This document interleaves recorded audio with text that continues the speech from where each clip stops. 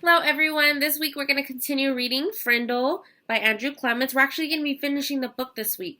And up to this moment, we've seen that Frindle is a word for pen, right, created by Nick, and that they're creating this movement around school, trying to use that word and trying to create a new word for the dictionary.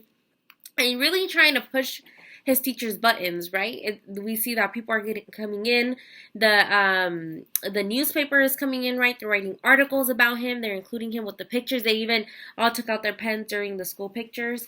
So right now, we're gonna see what keeps happening. But right now, he has a lot of adults that are a little upset with him. Okay, let's see. This chapter is called Chapter 12. This chapter is called Airways. Within a week after the article was published in the Westfield Gazette, the kids at the junior high and the kids at the high school had stopped using the word pen and had started using the word frindle. They loved it. Nick became sort of a hero for all kids all over town, and he quickly learned that being a hero, even if you're only a local hero, isn't a free ride. It has a price. People noticed Nick when he walked into his dad's hardware store or when he stood in line at the penny pantry to buy a candy bar. It made him shy and awkward. Kids at school started expecting him to be clever and funny all the time, and even for a kid as smart as Nick, that was asking a lot. Every teacher, the office secretary, the principal, even the school nurse, and the custodian all seemed to be watching. Always watching. His parents were great about everything. True, his mom had been upset when the article first came out, and so had his dad. Nick had said, "But I didn't do anything wrong, Mom, and neither did that lady from the newspaper." And his parents could see that he was right. The things in the article were true, and the truth is truth, and nothing could be done about it now. Even though it made them uncomfortable to have their boy talked all over town, secretly, Nick's mom and dad were pleased. After all, a brand new word is a pretty amazing thing. Their Nicholas was quite a fellow, no getting around it. Someone else in town thought this brand new word was pretty amazing too. Bud Lawrence had lived all his life in Westfield, and when he was only 19 years old, he had saved enough money to make an investment. He looked around for a good idea and then bought the first Dairy Queen in the state. After a few years, he bought a McDonald's restaurant. That was almost 30 years ago. And these two restaurants had made him rich, one of Westfield's leading citizens. When Bud Lawrence saw the article about the new word, he had his lawyer file a preliminary trademark claim on the word frindle. Within 4 days, he had set up a small company that was selling cheap plastic ballpoint pens specifically imprinted with this word frindle. He sold 3,000 frindles the first week, and they sold so fast that stores all over Westfield couldn't keep them in stock. Then, just as quickly, kids stopped asking for frindles. The sales slowed down, and Bud Lawrence started thinking about other projects. A week later, it was Halloween, the leaves started falling, and it seemed like the town was going to be quiet now.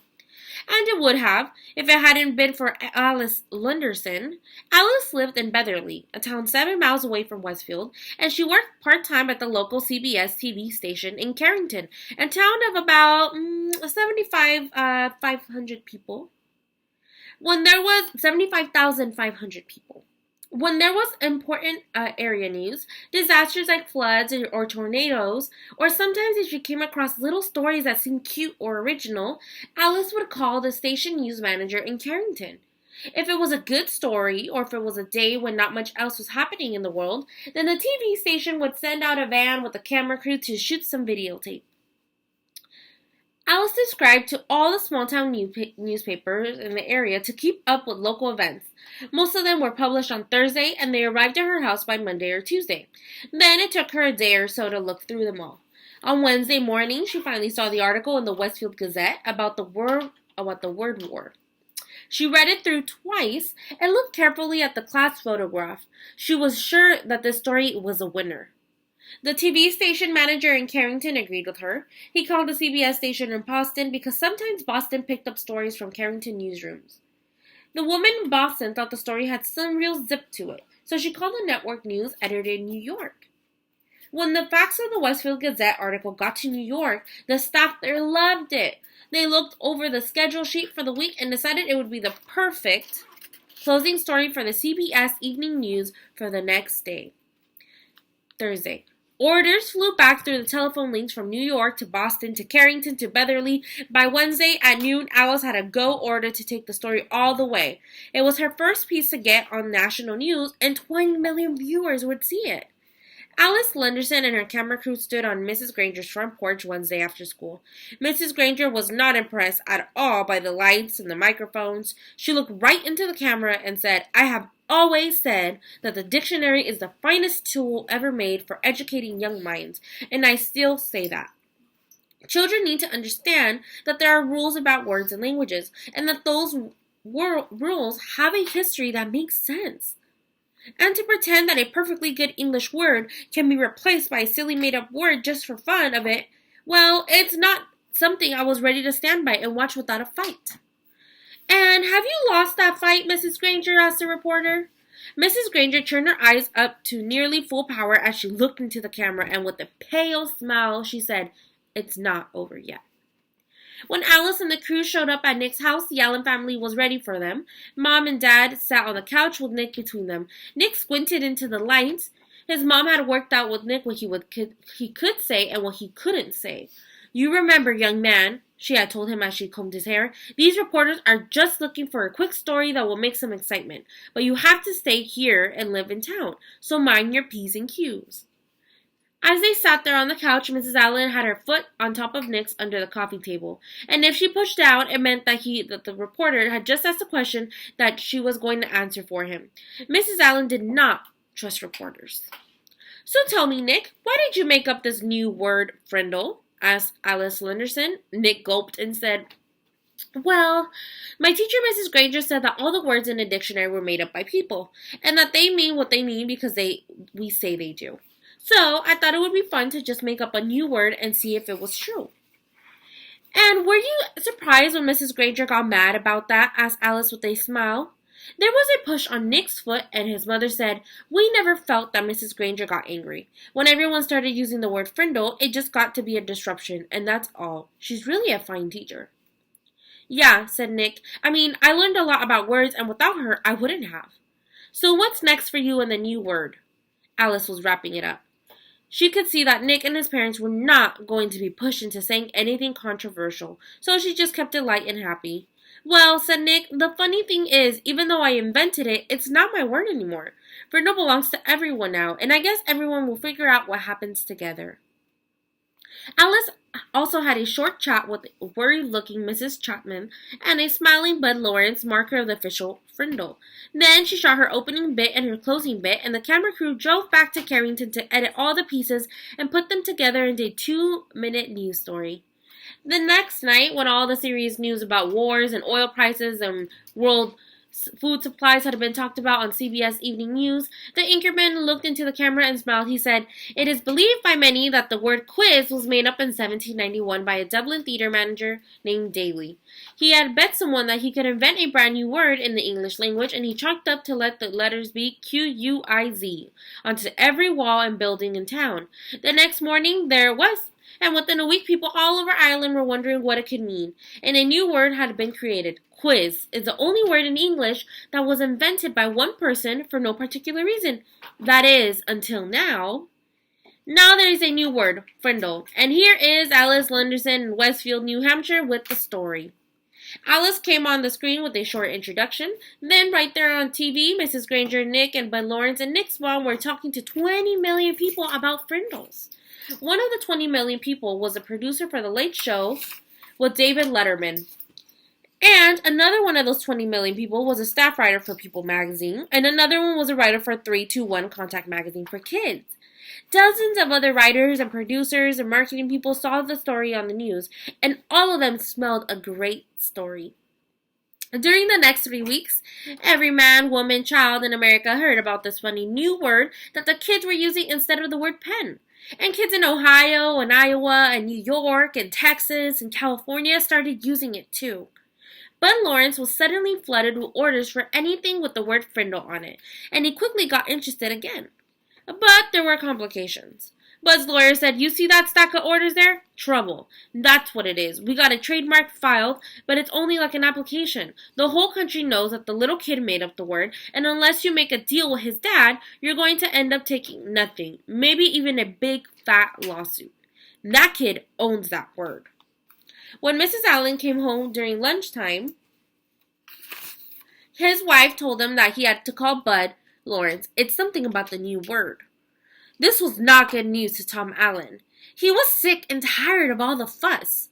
And being away from the hardware store so much while all this nonsense was happening had put him weeks behind on his paperwork. He'd be lucky now to get his Christmas order in time. Even though he didn't really want anything to do with it, Bud was an old friend. So on the way back to the store, Nick's dad went to Bud Lawrence's office. "Tom, good to see you," said Bud. He stood up and walked around his desk to shake hands. "Have a seat." Tom sat down uneasily, and Bud pulled another chair over. "Ever seen Westfield so stirred up about anything in your life? You and Guinea must be proud of that boy of yours." Bud couldn't remember Nick's name. Tom shifted in his chair and nodded. "Yes, he's quite something, that's for sure. But I tell you, Bud, I'm ready for it all just to die down and blow away too much fuss."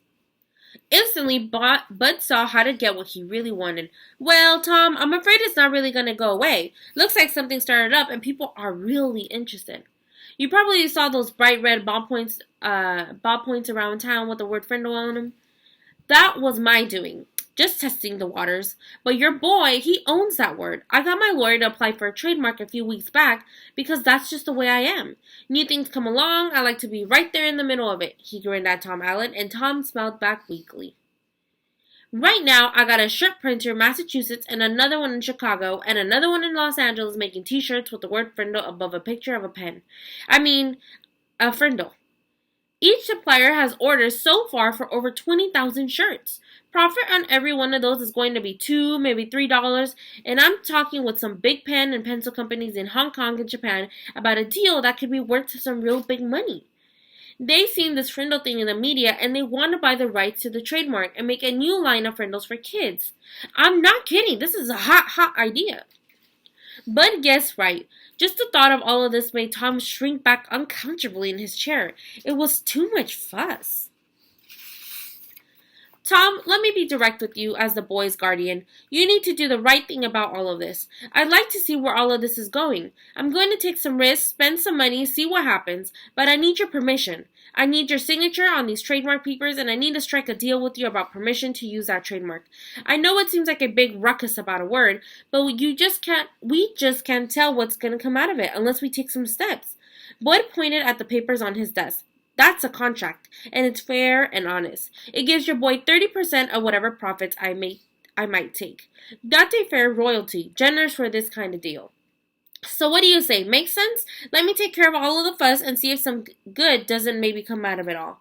The papers and a pen were there on the desk next to him. He looked at Bud, then reached over and picked up the pen and signed both copies of the trademark papers and 3 copies of the contract. "I've got no reason to doubt you one bit, Bud, and I sure don't want to mess around with any of this myself. Is that it?" he asked, standing up. "Not quite, Tom. Here." Then Bud Lawrence handed Nick's dad a check of $2,250. "What's this for?" "That's what I owe Nick for the sales of the Frindles from the first 3 weeks," explained Bud with a smile. Tom looked at the check and said, "This is terrific, Bud, and I'm really glad about it because it'll sure help out with Nick's college. But I wish you'd just keep this between us. If Nick knew, he'd probably stop mowing lawns, and I'd never get him to save another penny. So, just between us, okay?" "But sure, Tom, I understand, just between us." And they shook hands. Mr. Allen left Bud's office and walked across the street to the savings bank. He set up a trust account for Nick, and the bank manager said he could make this arrangement with Mr. Lawrence so any other money would be deposited automatically. That sounded good to Tom Allen. If he could never hear another word about it, that would be fine. As Nick's dad walked slowly back to the hardware store, he wondered if things would ever going to be the same again in his quiet little town. So that's the end of chapter 12. It was a long chapter, really, really long, right, compared to the usual chapters. But in this chapter, we see that they're getting really tired of it because we have all of these news reporters coming around from all different parts of town, and they're really trying to see what's up with this word Frindle, right? They're making news stories, and just from one of the news stories, a lot of these other places got interested. right? But somebody who invested in it, right? A local guy Bud from town who owns a McDonald's, he owns a Dairy Queen. He decided to invest in it. But now he sees that he needs a little bit of Nick's help, right? So he's reaching out to Nick's dad, Tom, and they made a deal, a contract, that Nick would be receiving 30% of all of the sales because he's making big deals. He's going to make t-shirts. He's going to be making sales with people in Asia. And he really wants, and we're going to see what kind of keeps going and what keeps happening. But it looks like there's some other plans, right?